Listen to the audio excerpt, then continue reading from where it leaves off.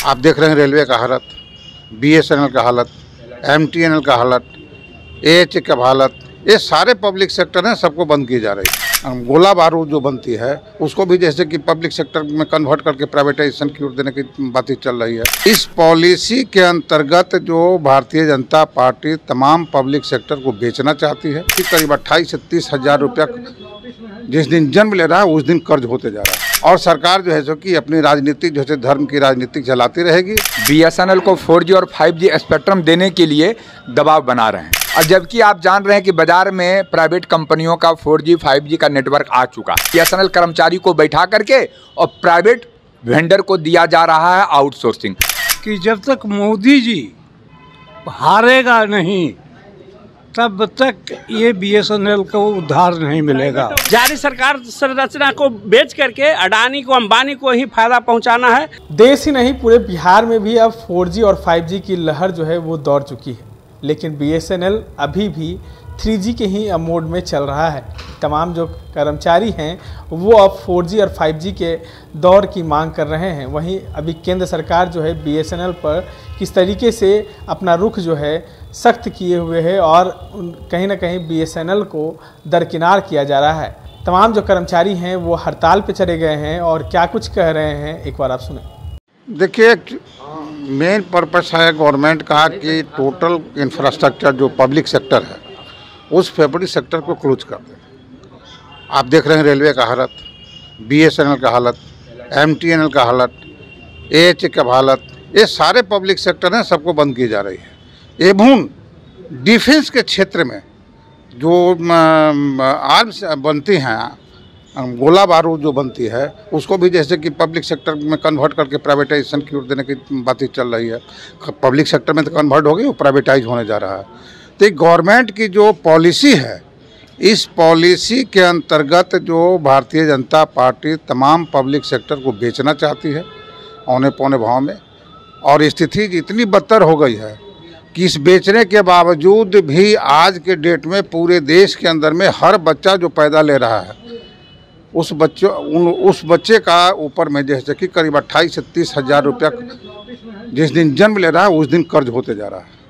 और यही स्थिति अगर बनी रही तो हम नहीं समझते कि सरकार जो पॉलिसी अडॉप्ट किया है ये पूरा पॉलिसी पूरे देश के अंदर में तमाम मजदूर, किसान, खेतीहर मजदूर जितने जो हैं सभी फुटपाथ पर आ जाएंगे और सरकार जो है सो कि अपनी राजनीतिक जो है धर्म की राजनीति चलाती रहेगी।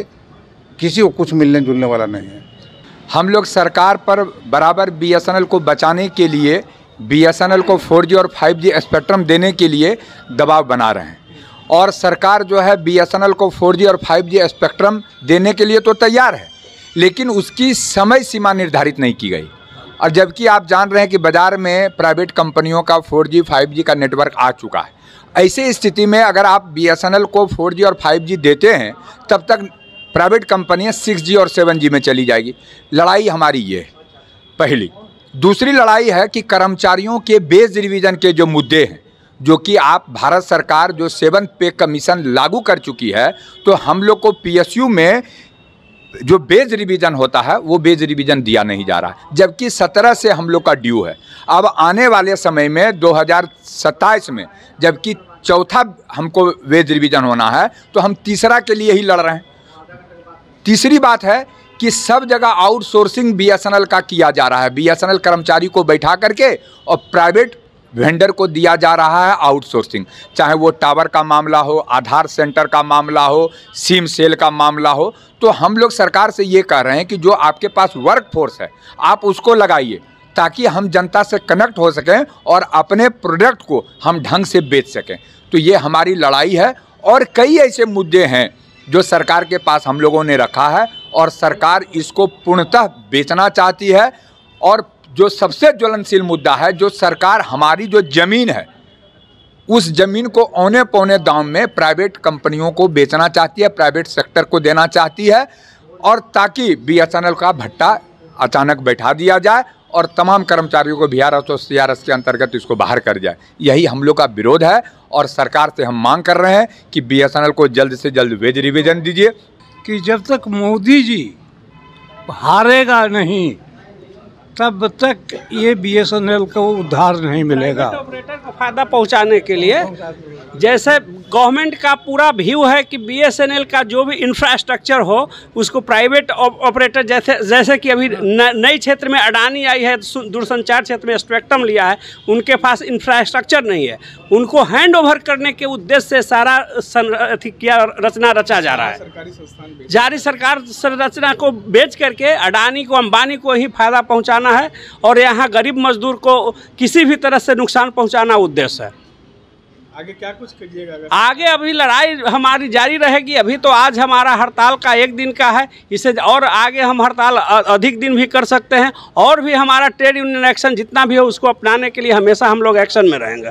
तो आपने सुना कि कर्मचारी कह रहे हैं कि हमें जो है अब जिस तरीके से प्राइवेट कंपनियां चल रही हैं मार्केट में 5G और 4G की तरह, अब हमें भी ये सरकार जो है वो मुहैया कराए और जिस तरीके से सरकार BSNL को बेचने में लगी है वो हम होने नहीं देंगे। और अगर सरकार नहीं मानती है तो अनिश्चितकालीन हड़ताल पर हम तमाम लोग जो हैं वो चले जाएंगे। इस तरह के तमाम अपडेट्स के लिए बने रहे देशवा न्यूज़ के साथ। धन्यवाद। देशवा न्यूज़ पर वीडियो देखने के लिए लाइक करें, सब्सक्राइब करें, साथ ही बेल आइकन दबाना न भूलें।